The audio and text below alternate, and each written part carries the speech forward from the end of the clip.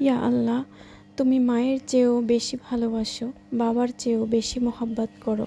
আমি মাপ পাওয়ার যোগ্য না হলেও তোমার রহমত থেকে বঞ্চিত করো না মাবুদ। হে আল্লাহ, নিশ্চয়ই তুমি ক্ষমাশীল, তুমি ক্ষমা করতে ভালোবাসো। অতএব আমাকে ক্ষমা করে দাও।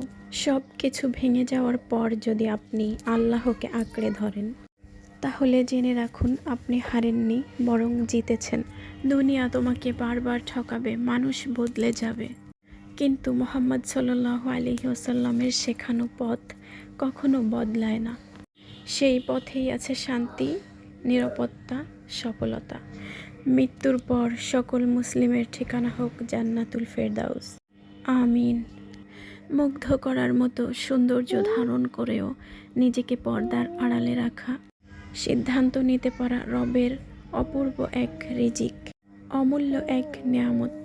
ইয়া রব, দেহটাকে সাদা কাপড়ে মোড়ানোর আগে রুহটাকে পূর্ণ ইমানে মুড়িয়ে দিও। আমিন। তুমি যদি কোনো কিছুর ব্যাপারে সিরিয়াস হও, তাহলে নিজেকে ছেড়ে দিও না, কঠোর পরিশ্রম করো তার জন্য।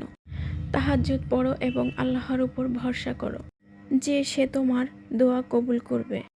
তখনই আল্লাহ তোমার জীবনে অলৌকিক কিছু ঘটাবে, যখন তার প্রতি তোমার বিশ্বাস থাকবে। তাহাজ্জুদ তোমার স্বপ্নের বাস্তব রূপ ধারণ করবে।